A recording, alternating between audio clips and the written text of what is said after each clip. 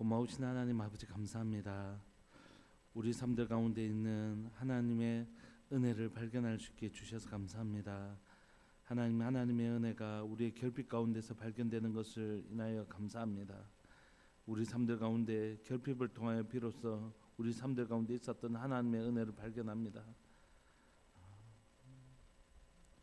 이 결핍이 없었다면 우리가 도무지 알 수 없었던 하나님의 은혜를 결핍을 통하여 오히려 배웁니다. 사랑하는 하나님 아버지, 하나님께서 우리의 삶들 가운데 우리의 결핍 속에서 끊임없이 하나님께서 그동안 우리를 얼마나 놀랍게 채우고 가셨는지를 다시 한 번 더 배웁니다.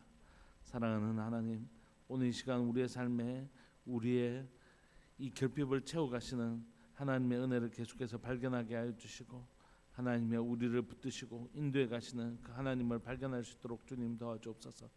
오늘을 살아가는 사랑하는 우리 성도들 가운데 동행하시는 하나님을 보게 하여 주시고, 그 동행하시는 하나님이 절대 우리의 인생을 구경하시는 분이 아니시고 우리의 인생 가운데 동행해 주시면서 우리의 결핍을 채워가시는 신실한 하나님이신 것을 우리 성도들 모두가 배워가게 하여 주셔서 우리의 삶들 가운데 이 시간들을, 우리의 인생의 시간들을 걸어가면서 우리 가운데 하나님을 아는, 하나님을 맛보아는 지식이 충만한 사람들, 하나님을 맛보아 알아서 하나님이 어떠신 분인지 아는 사람들, 영생을 누려가는 사람들 우리가 될 수 있도록 은혜 내려 주옵소서. 오늘 또 우리가 살아가는 삶 속에서 우리와 동행하시며 하나님의 주권을 인정하며 하나님 우리를 다스리시는 하나님의 나라가 우리 성도들의 삶들 가운데 꼭 이루어질 수 있도록 주님 은혜 내려 주옵소서. 우리를 붙들어 주옵소서. 사랑하는 예수님의 이름으로 감사하며 기도합니다. 아멘. 찬송가 325장 함께 찬양 드리시겠습니다. 찬송가 325장입니다.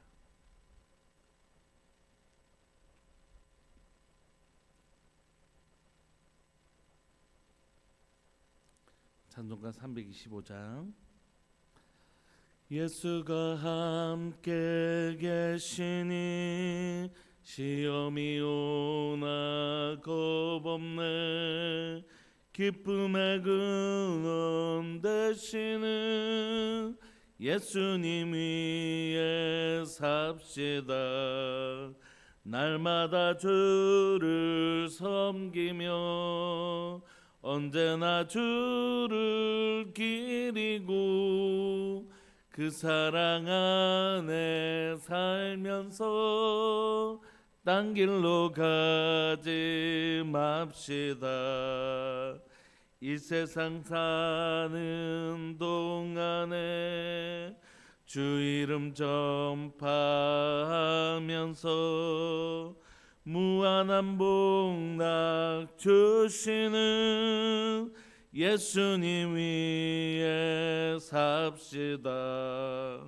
날마다 주를 섬기며 언제나 주를 기리고 그 사랑 안에 살면서 딴 길로 가지 맙시다.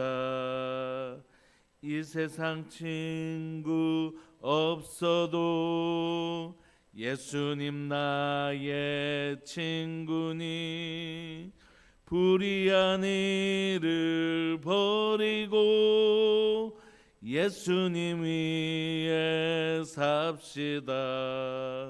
날마다 주를 섬기며 언제나 주를 기리고 그 사랑 안에 살면서 딴 길로 가지 맙시다.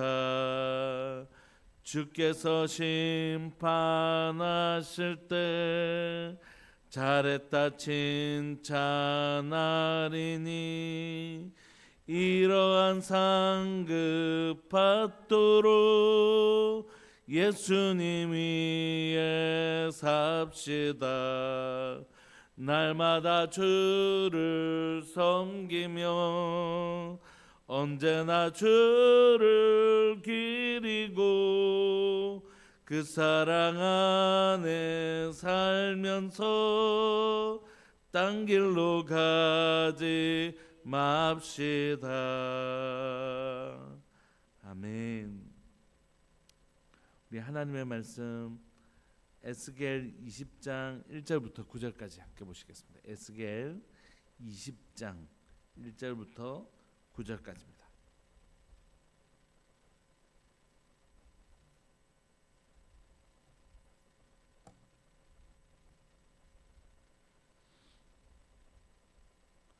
우리 합독하실까요? 에스겔 20장 1절부터 9절까지입니다. 시작.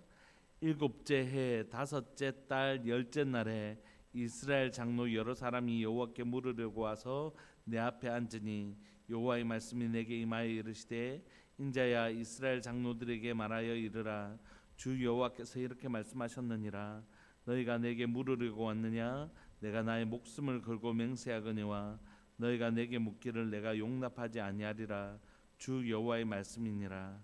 인자야 네가 그들을 심판하려느냐 네가 그들을 심판하려느냐 너는 그들에게 그들의 조상들의 가정한 일을 알게 하여 이르라 주 여호와께서 이같이 말씀하셨느니라 옛날에 내가 이스라엘을 택하고 야곱 집의 후예를 향하여 내 손을 들어 맹세하고 애굽 땅에서 그들에게 나타나 맹세하여 이르기를 나는 여호와 너희 하나님이라 하였노라. 그날에 내가 내 손을 들어 그들에게 맹세하기를 애굽 땅에서 인도하여 내어 그들을 위하여 찾아주었던 땅 곧 젖과 꿀이 흐르는 땅이요 모든 땅 중에 아름다운 곳에 이르게 하리라 하고 또 그들에게 이르기를 너희는 눈을 끄는 바 가증한 것을 각기 버리고 애굽의 우상들로 말미암아 스스로 더럽히지 말라. 나는 여호와 너희 하나님이니라 하였으나 그들이 내게 반역하여 내 말을 즐겨 듣지 아니하고 그들의 눈을 끄는 바 가증한 것을 각기 버리지 아니하며 애굽의 우상들을 떠나지 아니하므로 내가 말하기를 내가 애굽 땅에서 그들에게 나의 분노를 쏟으며 그들에게 진노를 이루리라 하였노라. 그러나 내가 그들이 거주하는 이방인의 눈앞에서 그들에게 나타나 그들을 애굽 땅에서 인도하여 내었나니 이는 내 이름을 위함이라. 내 이름을 그 이방인의 눈앞에서 더럽히지 아니하려고 행하였음이라. 아멘. 어제는 고관들 즉 왕들에게 하나님께서 애가를 왕들이 들어야 될 그 애가를 지어서 불러라고 에스겔에게 말씀하셨는데 오늘 본문에는 장로들이 등장합니다. 물론 장로들이 에스겔에게 하나님께 물으려고 이렇게 나왔는데 오늘 우리가 이런 말씀들을 계속 살펴보면서 리더십이 된다는 게 얼마나 무서운 일인가 또 얼마나 책임이 따르는 일인가 하는 생각이 있습니다. 자녀가 잘못하면 사회에서는 보호자 책임이라고 해서 부모에게 그 책임을 묻습니다. 세상에서도 부모 자녀가 잘못했을 때 보호자 책임을 묻죠. 당연히 하나님의 법은 훨씬 더 그런 부분에서 엄격하실 거라고 믿습니다.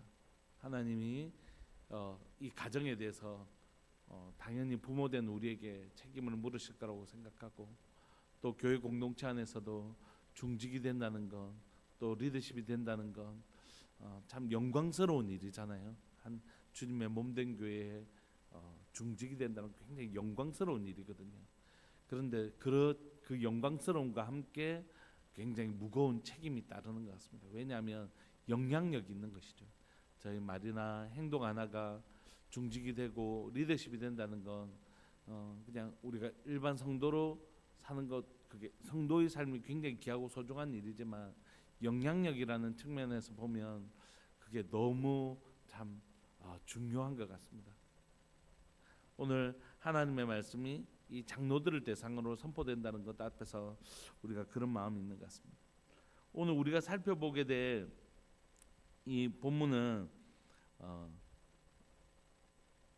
아주 긴 44절로 이루어진 한 장 안에 오늘 우리가 읽는 본문은 아주 멀리 있는 과거, 유다 포로들에게는 멀리 있는 과거, 그 다음에 좀 있으면 가까운 과거, 그 다음에 현재, 미래 이런 식으로 적혀져 있는데 오늘 우리가 읽어볼 본문은 아주 먼 과거 부분도 다 하는 건 아니고 26절까지가 아주 먼 과거인데 그 중에 애굽에서의 생활을, 애굽에서 있었던 일들을 좀 하나님께서 이렇게 말씀하십니다.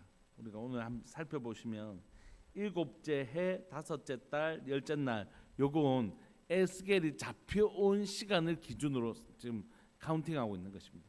그러니까 에스겔이 지금 자신이 태어난 지 몇 해 이게 아니라 이 바벨론으로 잡혀온 지 그때부터 하나님의 연수를 계산하게 하시는 것입니다. 그러니까 굉장히 의미가 있겠죠.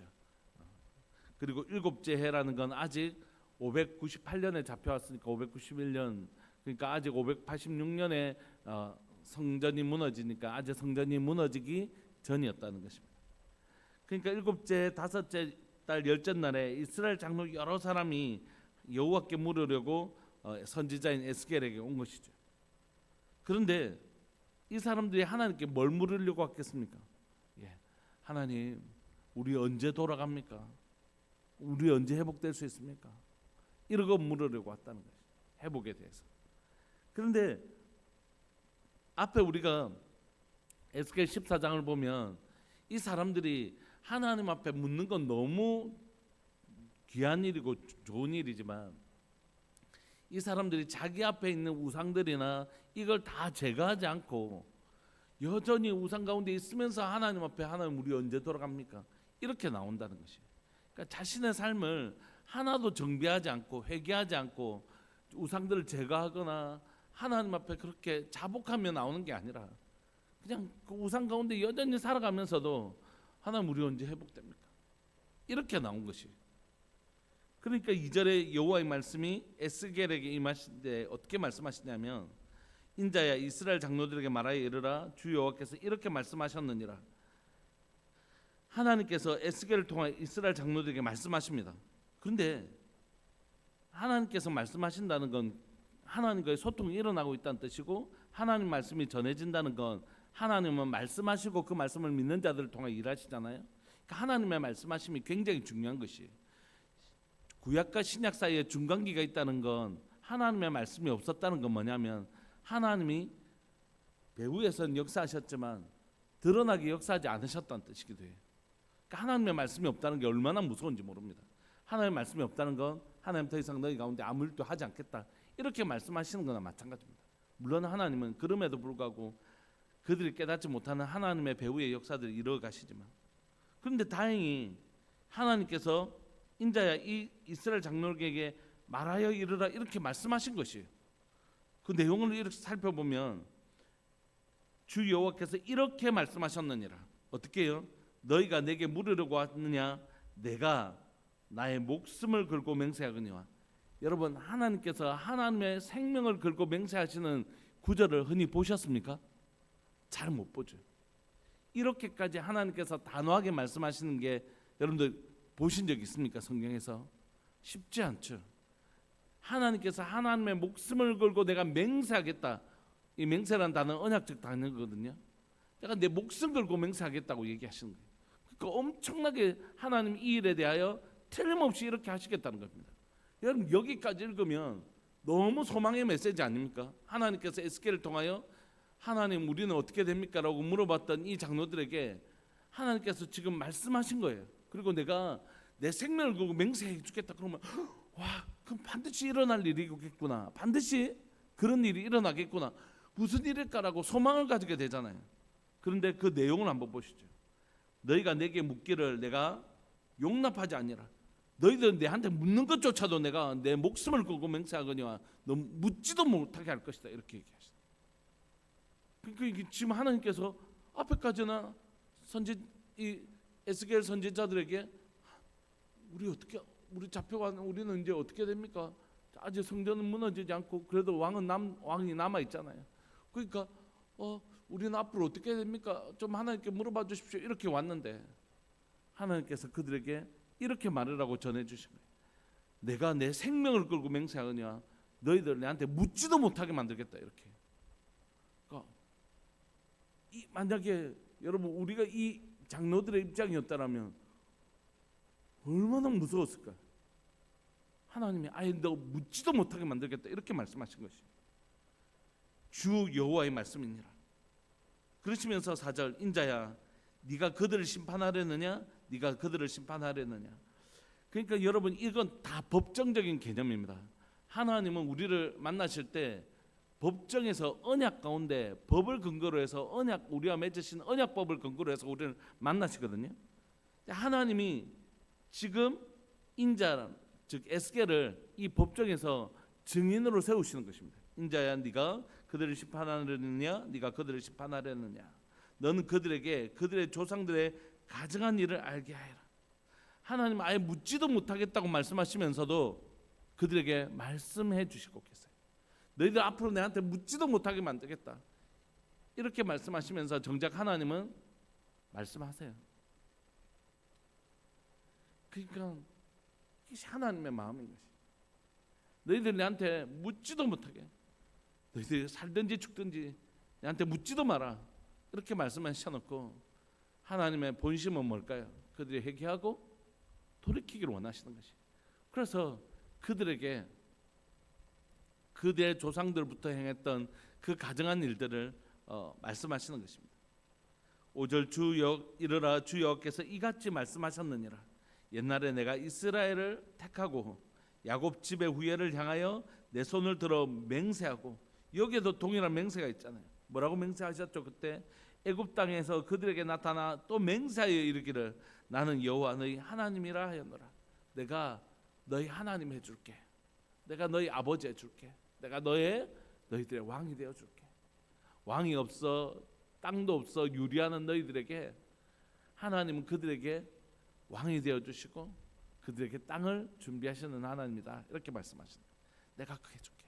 평생 너희들 애굽 땅에서 종노릇하고 땅도 없이 종노릇하고 바로라는 악한 왕을 섬기고 있었던 너희들에게 이제 내가 자비가 끝이 없는 여호와 하나님이 너희의 왕이 되어줄게. 그리고 너희를 위하여 내가 애굽 땅이 아니라 애굽 땅보다 더 좋은 젖과 꿀이 흐르는 땅 내가 너희에게 선물해줄게. 이렇게 나타나신 분이시라는 것이. 6절 그날에 내가 내 손을 들어 그들에게 맹세하기를 애굽 땅에서 인도하여 내어 그들을 위하여 찾아두었던 땅 곧 젖과 꿀이 흐르는 땅이요 모든 땅 중에 아름다운 곳에 이르게 하리라 하고, 너희가 그 살고 있었던 그 비옥했던 이집트 땅보다 그 종살이했던 땅보다 훨씬 더 좋은 땅에서 바로보다 훨씬 더 인자하기가 끝이 없고 자비롭기가 끝이 없는 하나님이 너희 왕이 되어주고 이 아름다운 땅을 너희에게 선물해 줄게. 내가 맹세하여 이르기를 너희 하나님 되어주고 이 땅을 선물해 주겠다고 내가 약속했다 하시는 것이죠. 또 그러시면서 뭐라고 얘기하시냐, 너희들 그러니까 이제 너희들이 그동안 섬기던 그 가정한 악한 우상들을 다 버리라. 그리고 나하고 너희는 내 신부하자. 난 너희 신랑 되어줄게. 나는 너희 왕이 되어줄게. 너 내 백성하자. 이렇게 맺으신 것이. 7절 또 그들에게 이르기를 너희는 눈을 끄는 바 가증한 것을 각기 버리고 애굽의 우상들로 말미암아 스스로 더럽히지 말라. 나는 여호와 너희 하나님이라 하였느니라. 하나님이 원하신 건 사실 십계명과 많은 율법이 있지만 사실 하나잖아요. 내가 너희 하나님 할게. 그것만 인정해라. 내가 너희 남편 할게. 그것만 인정해라. 내가 너희 왕이 되어줄게. 나를 버리고 다른 왕을 섬기지 마라. 내가 너희 하나님 것과 너희의 왕인 것과 너의 신랑인 것 이것만 인정해라. 그러면 내가 너의 삶 지키고 너를 통하여 아름다운 우리의 하나님의 나라를 이루어가자. 이렇게 말씀하신 것입니다. 그러나 8절 그들이 내게 반역하여, 여러분 반역이란 건 언약을 어긴다는 뜻이고, 여러분 언약을 어기면 반드시 뭐 하냐면 그를 멸절시켜 버립니다.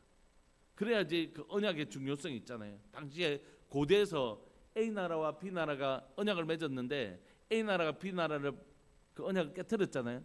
B 나라는 진짜 약속도 안 지키고 이렇게 끝나지 않습니다.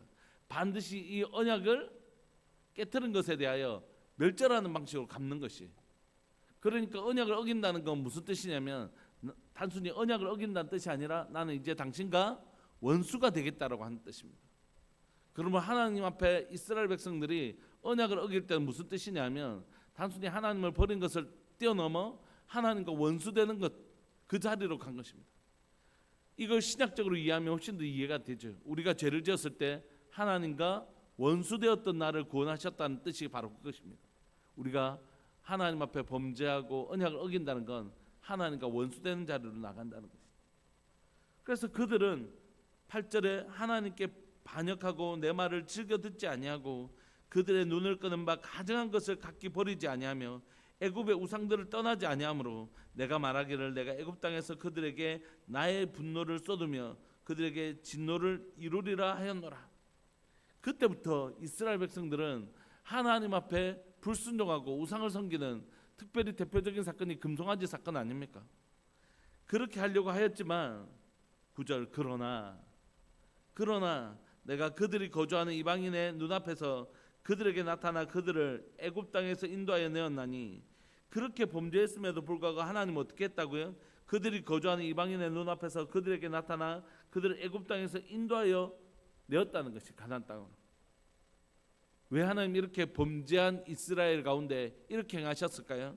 그건 이는 내 이름을 위함이라. 내 이름을 그 이방인의 눈앞에서 더럽히지 아니하려고 행하였음이라. 이렇게 말씀하시는 거죠.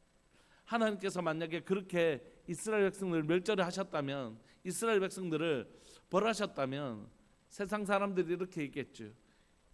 저들의 신은 저들을 저 애굽 땅에서 건져내어서 저 광야 땅에서 멸절했다. 이렇게 할 것이다. 그런 의미를 일부 가지고 있긴 하지만 오늘 이 의미는 이런 뜻입니다. 하나님께서 내 이름 더럽힐까 봐 너희들을 살려주고 싶은 생각은 1도 없지만 너희들 죽이면 내 이름이 더럽혀질까 봐 너희들 살려주는 거다. 이런 뜻이 아닙니다, 여러분. 이 본문은 그런 뜻이 아닙니다. 구약 성경에서 나타나는 하나님의 이름을 의지하여 우리를 구원하시겠다라고 하는 이 반복적인 구절은 무슨 의미냐면 하나님은 공의로우신 분이신데 의인의 길은 여호와께서 인정하시나 악인의 길은 망하게 하시는 분이신데 이 이스라엘 백성들을 보니까 선한 것이 하나도 없는 것이, 이들을 보면 구원을 행할, 이들을 이 고통으로부터 건져줄 근거가 하나도 없는 것이, 뭔가 근거가 있어야지. 공의로우신 하나님은 의를 근거로 해서 구원을 베푸시고 상을 베푸시는 분이시고 악을 근거로 심판하시는 분이신데 악을 행하는 자에게 어떻게 의를 행하실 수 있겠어요? 그럴 수 없는 거죠. 하나님은 절대 그러실 수 없는 분이십니다. 만약에 그렇게 하신다면 하나님은 공의로우신 분이 아니십니다. 하나님은 의로우신 분이 아니신 것이, 하나님의 나라의 특징은 의로운 나라라고 했잖아요. 하나님이 거룩하시고 의로우신 분이시고 그 백성들도 의로운 자들만이 갈 수 있는 하나님의 나라의 특징은 의로운 나라라고요. 그러면 이스라엘 백성들이 이 죄악 가운데 있는데 이스라엘 백성들을 구원할 근거가 없잖아요. 이 사람들이 뭔가 근거를 줘야지 뭐라도 해주죠. 아이들 혹시 뭘 할 때 이럴 때가 있잖아요. 너 잘못됐다 해. 이런 거. 이 입에서 잘못했다 이 말을 듣고 싶겠습니까? 그게 아니죠. 어떻게든지 부모는 이 아이를 용서해주고 싶은데 계속 내가 뭐가 잘못했어요 이러면 아이를 용서해주고 싶어도 용서해줄 수가 없잖아요. 빨리 너 이거 잘못 안 했어? 네 잘못했다고 얘기 안 해? 이렇게 하는 이유는 이 아이가 잘못을 깨닫고 돌아오기를 원하는 것이고 또 그것을 근거로 해서 이 아이를 용서하고 싶어하는 것이죠. 그런데 이스라엘 백성은 이 용서하고 싶어도 용서할 근거가 하나도 없는 것이, 살려주고 싶은데 살려줄 근거가 하나도 없는 것이, 그래서 하나님은 이들을 살려주시려고 어떻게 하셨냐면 우리가 대속원리에서 살펴봤던 것처럼 이번에는 하나님은 이들에게 의가 없자 하나님의 의를 근거로 이들을 살려주신 것이, 내가 내 이름을 위해서라도 내 이름을 위해서 그냥 너희를 살려주겠다. 왜냐하면 이들의 의로움은 하나도 없으니까 하나님의 거룩한 이름을 위해서 너희 살려준다. 이렇게 궁색한 하나님의 이름에 내 이름을, 내 거룩함을 위해서 그냥 너희들 살려줄게. 이렇게 궁색한 변명하시면서까지 이스라엘 백성들을 어떻게 해요? 살려주고 싶어 하시는 하나님의 마음이 여기 있는 것이. 그런데 이스라엘 백성들은 그래도 이것도 깨닫지 못하고 또 이제 반복적인 제약을 범하는 것입니다. 우리가 이제 계속해서 하나님의 정말 지극한 호의와 그 지극한 호의를 거절하는 이스라엘 백성들의 죄악을, 그래서 마침내 어디까지 오느냐, 바벨론 포로까지 오는 이 장면을 우리가 살펴보게 될 것입니다. 하나님의 지극한 호의와 이 지극한 호의를 끝까지 거절하는 이스라엘 백성들의 죄악. 근데 여러분, 오늘 이 본문이 하나님은 묻지도 말라고 하셔놓고 이 백성이 돌아오기를 너무너무 간절히 원하시는 하나님이, 여러분 이 구절이 왜 중요하냐면 지금 에스겔과 그 백성들이 어디에 있습니까? 바벨론 포로로 있지 않습니까? 오늘 본문은요, 애굽의 포로로 있을 때 있잖아요. 사실 애굽의 포로나 바벨론 포로나 북쪽의 포로나 남쪽의 포로일 차일 뿐이지 똑같은 성격을 가지고 있거든요. 그런데 하나님께서 어떻게 행하셨다라고 얘기하시죠?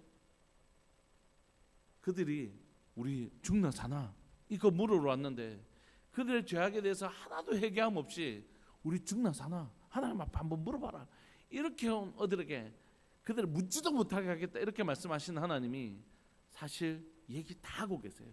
뭐라고요? 봐봐, 내가 옛날에 애굽에 포로되었던 너희의 조상들을 그 죄악에도 불구하고 내 거룩한 이름을 위하여 내가 구원해 주지 않았느냐. 하나님의 마음 뭐에 있다고요? 심판하지 않고 구원하고 싶어 하시는 하나님의 마음이 있더라고. 하나님의 마음을 쓱 가르쳐 주세요. 그러니까 너희도 제발 너희를 구원하고 싶은 내 이름을 근거로 해서라도, 내 의를 근거로 해서라도 그들을 구원하고 싶어 하셨던 그 하나님 마음 좀 이해하고 너희들 죄악에서 제발 돌이키라고 주님 간절히 구하고 계시는 것입니다. 그러면서 이 바벨론 포로로 잡혀 있는 그들에게도 하나님은 뭘 주고 싶어 하신다고요? 소망 주고 싶어 하신다. 누가 소망이라고요? 너희의 어떠함이 아니라 그런 너희를 어떻게든지 살리고 싶어 하시는 하나님이 우리의 구원의 소망이신 것입니다. 여러분, 애굽 때에 하나님이 구원의 소망이셨고 바벨론 때에 하나님이 구원의 소망이었다면, 여러분 지금은 우리의 구원의 소망이 누구실까요? 하나님 한 분뿐인 것이에요. 오늘날 뉴스가 틀기가 힘든 것 같아요. 뉴스를 틀기가 힘든 것 같아요. 소위 말해서 TV를 켜니까 뉴라이트라고 하는 참 그런 역사관을 가진 사람들 중심에 목사님 계시고 기독교인 정치인들이 있고 그들의 입에서는 차마 감당할 수 없는 말들이 쏟아져 나오고 참 뉴스를 보기가 힘든 것 같습니다. 그런데 이런 상황 속에서도 우리가 찾을 수 있는 구원의 소망은, 우리의 범죄함이 이렇게 지독함에도 불구하고 우리의 소망은 늘 하나님 한 분이시다. 여러분 신약에서도 하나님이 우리를 근거로 해서 구원하셨나요? 아니에요. 흠 없으시고 죄 없으신 예수 그리스도의 의를 힘입어 우리를 살리신 것이, 우리의 죄를 예수님께 전가시키고 예수님의 의를 우리에게 전가시켜 주셔서 예수님의 의로 말미암아 우리를 살리신 것이, 구약에도 신약에도 한 번도 우리가 구원의 근거가 되지 못해요. 우리의 삶은 의는 없나니 하나도 없어요. 오직 하나님은 우리를 살리시려고 하나님의 의, 하나님의 아들이신 예수 그리스도의 의를 힘입어 우리를 살려 오셨던 거예요. 그리고 우리에게 말씀하시죠. 회개하고 돌아와라. 나는 용서할 준비를 하고 있다. 이미 내가 너에게는 내가 목숨을 걸고 맹세하거니와 묻지도 말라고 했지만 사실 하나님 다 말하고 계시잖아요. 묻지도 말아 해놓고 하나님은 지금 앞으로 20장 내내 말씀하실 거라고요. 난 너희를 용서하고 싶어 하는 하나님이라고. 그런 하나님의 간절함이 있는 것입니다. 말씀을 마무리하고 싶습니다. 회개라는 것이 얼마나 놀라운 주제인지 모릅니다. 왜냐하면 회개가 왜 놀라운 주제냐면, 여러분 제가 여러분들도 관계 속에서 누군가의 관계 속에서 상처받은 적이 있고 상처를 주기도 하잖아요. 서로 관계가 상했단 말이에요. 두 사람의 관계가 상했어요. 근데 서로가 만나서 내가 그때 미안했다, 니도 내가 미안했다, 우리 잊자 한다고 진짜 완전히 있습니까? 아니에요. 그 비슷한 일이 생기면 니 전에도 그랬잖아 막 이렇게 하잖아요. 잊자고 했지만 우리 가운데 잘 잊지 않아요. 근데 용서는 어떤 것이냐면 마치 진정한 용서는 마치 그 일이 없었던 것처럼 잊어주는 것, 이게 용서잖아요. 내가 저 사람한테 너무 미안한 일이 있었는데, 그러니까 볼 때마다 미안한데 저 사람이 그걸 완전히 없었던 일처럼 잊어준다는 건 사람에게서는 사실 불가능하죠. 하나님 뭐라고 말씀하시냐면 내가 너의 죄를 잊어주겠다, 그렇게 용서해주겠다. 마치 아무 일도 없었던 일처럼 내가 그렇게 잊어주겠다. 주님 우리에게 그렇게 말씀하시는 것이라. 그런 용서하시는 주님이 있기 때문에 뭐가 의미가 있냐면 회개가 의미가 있는 것이.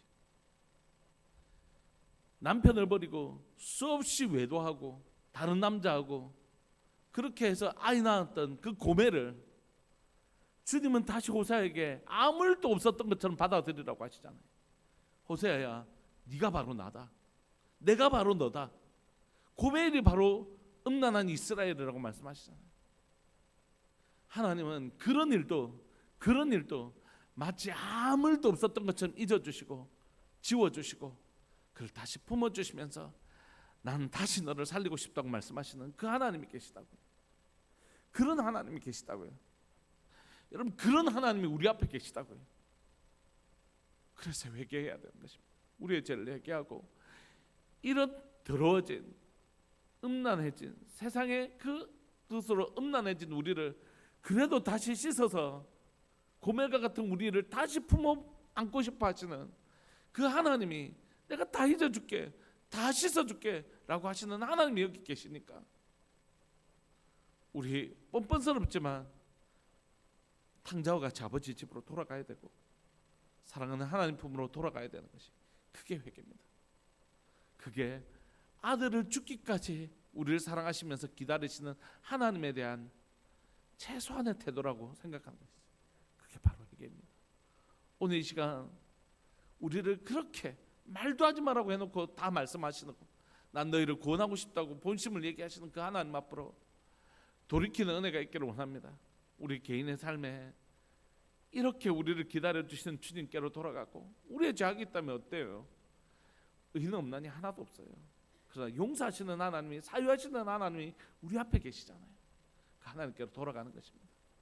오늘 그 하나님을 믿고 우리의 죄악을 발견하고 돌이키는 그런 은혜가 저에게 또 여러분들에게 또 영상을 통해 예배를 드리는 모든 분들에게 정말 일어나서 다시 이전처럼 하나님과의 아름다운 관계를 회복할 수 있는 그 능력의 회개, 그렇게 용서하시는 주님의 품으로 돌아가는 탕자처럼 안아주시는 그 아버지의 품으로 돌아가는 은혜가 우리 모두에게 있기를 소망합니다.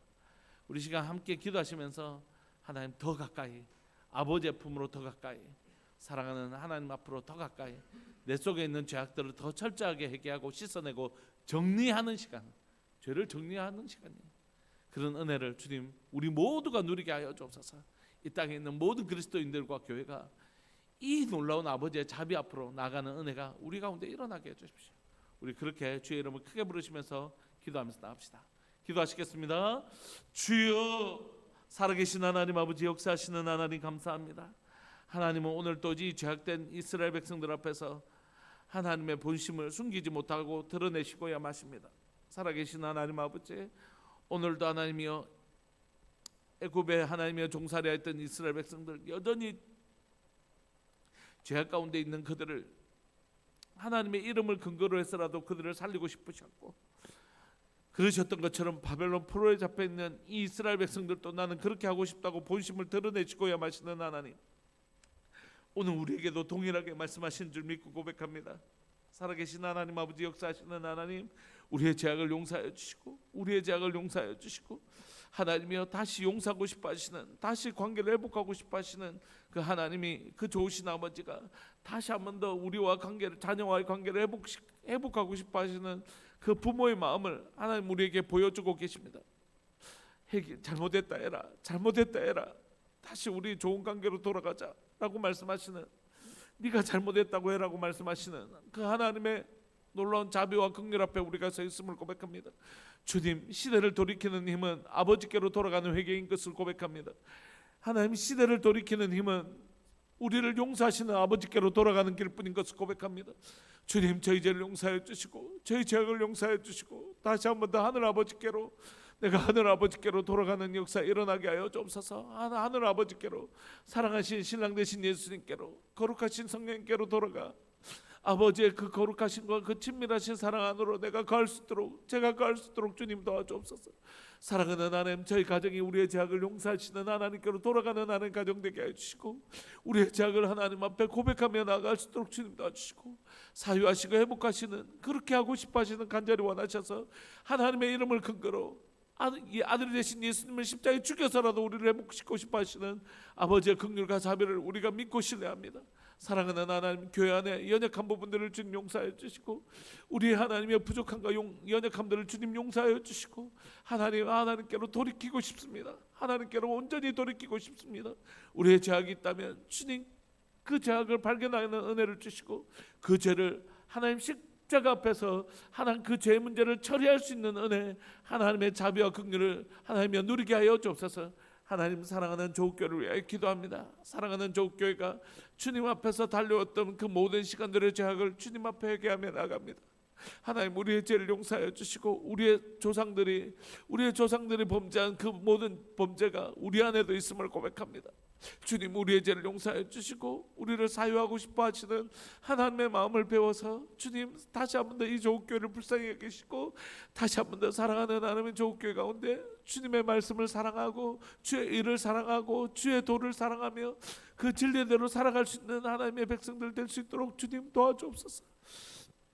내 안에 계신 성령님, 오늘 또 우리가 하나님이 기뻐하시는 그 하나님의 돌이킴의 은혜가 우리들 교회 모든 성도들에게 있게 하여 주시고, 그 죄악을 떠나 진리 앞으로 걸어갈 수 있는 용기가 우리 가운데 있을 수 있도록 주님 도와주옵소서. 오늘을 살아가는 우리 모든 성도들에게 주님 동행하여 주셔서 죄를 멀리 떠나고 하나님께로 가까이 가는, 죄를 떠나고 하나님께로 가까이 가는 은혜를 누리는 복된 날 되게 하여 주옵소서. 사랑하는 예수님의 이름으로 감사하며 기도합니다. 아멘. 그런 복된 날 되시기를 간절히 바라고 소망합니다. 기도하시겠습니다.